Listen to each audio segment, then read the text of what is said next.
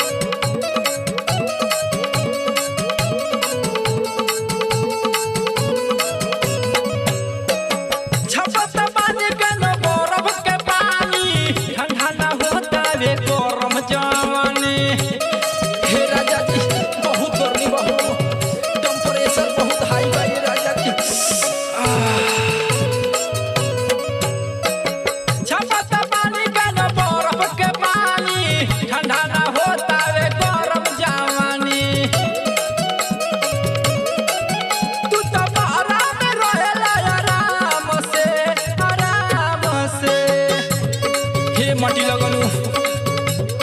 घरे आजा राजा हो या शाम से छुअता पसे नमर गोदाम से घरे आजा राजा हो या शाम से छुअता पसे नमर गोदाम से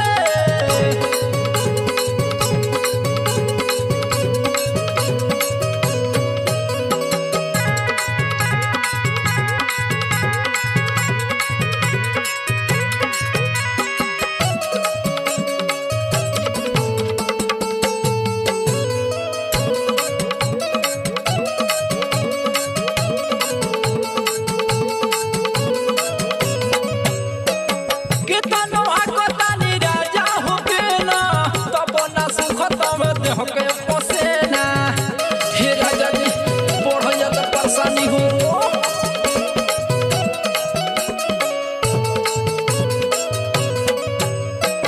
कितनो आकतानी राजा होके ना तो बोना सुख तवे देहके पसेना